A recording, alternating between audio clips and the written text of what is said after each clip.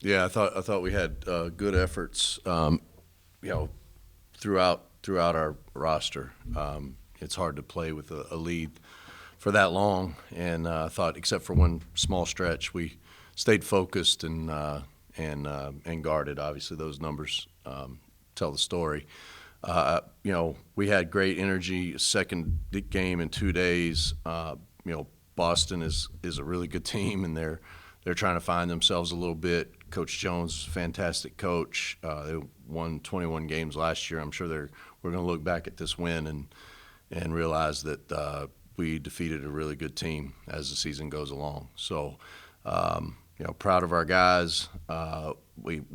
We still turned it over 10 times or 9 times in the first half, but limited that to 4 in the second. So that's the area we're focused on improving the most, and we got a little bit better. Just got to keep getting a little bit better at taking care of the ball. But for the most part, all around contributions from the entire roster. I was pretty proud of those guys. Art, with the defense in the first half particularly, what were you most pleased with? What do you think you guys did the best?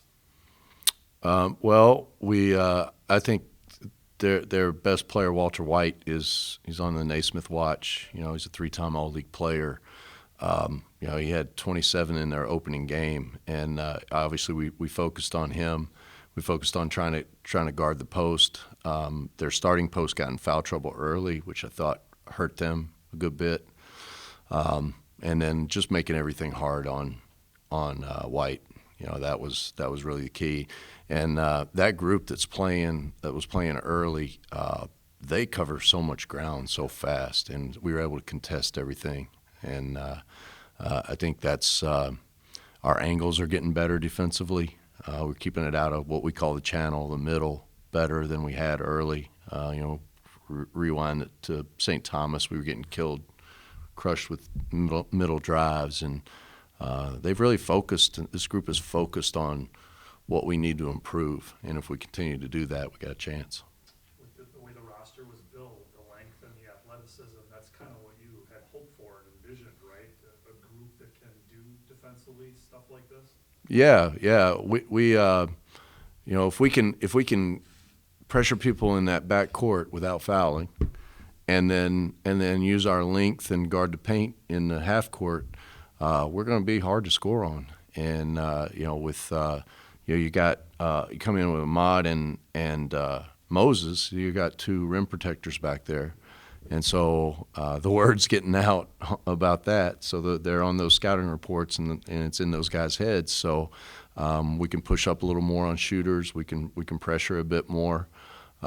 We did get in the bonus with 12 to play, and really the turnovers and the fouls are the 2 areas that we're trying to really address. But with our style of play, you play fast offensively. You got to learn to play fast but take care of the ball. So that's a process. And when you pressure, you got to learn to pressure without fouling, because pressure negates fouling. So all of this is, you just need game experience. Do you feel like your depth is really becoming a benefit to you guys, and you kind of figuring all that out? It seems like you're able to go 11, 12 deep pretty consistently and pretty comfortably. Yeah, absolutely. In fact, trying to find that first group that started tonight is playing so well together. I'm having trouble finding minutes for some of those other guys that deserve minutes. But as a coach, you get that group, and they're humming along. They're getting stops. Hard to get away from. Yeah, it is. Getting to that too, I was going to ask you. It's different starting lineup every game, and you had said earlier in the season that you would like to eventually, whittle that down and at least get kind of a firmer starting group. Do you feel like you're getting closer to that? It sounds like you are. Yeah, I think so. The thing that stood out these last 2 games, Markeith Browning has guarded the other team's best player, and both of those best players are excellent players. As good as anybody we'll see in our league for sure. And so he is carving out his niche. And sometimes, you got to make defensive. He was playing the 3, and we moved him to the 4 to guard those guys. And sometimes you just figure it out offensively, because defensively that gives us a chance to be pretty good. So it's just still morphing. Markeith, speaking with specifically, he's just an incredible athlete. Mm-hmm. In the years that you've coached, and I'm talking about, you know, Marquette time too, where does he rank just in that pantheon of guys? And you've been around NBA guys. Oh yeah, he's easily an NBA athlete, you know, without a doubt. You know, I think, and we're talking to him constantly about when he gets near that rim, playing off 2 feet. He's so explosive off 2 feet, but sometimes he doesn't use it. You know, you gotta make that functional, and I think he's starting to learn that. You know, when he was turning the ball over because he would get deep and then try to make a pass.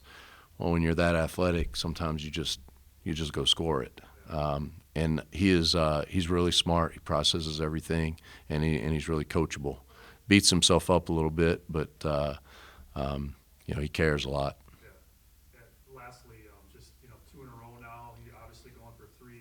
How good does it feel to be able to stack successes, you know, day by day like this? It's something that you guys obviously are going to have to do in March if you want to get where you want to go. Yeah, we hadn't. I think you and I talked about it. We hadn't talked about this being a tournament at all, just because, you know, we just needed to focus on today, and you know, maybe tomorrow I'll mention, hey, you know, this is what it'll feel like in March if you guys want to win a championship. You got to come out.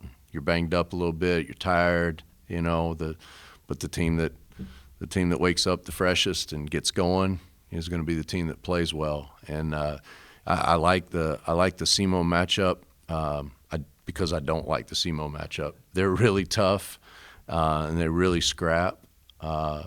But I think that's good for us. You know, that'll be a good challenge because they're gonna match our toughness for sure.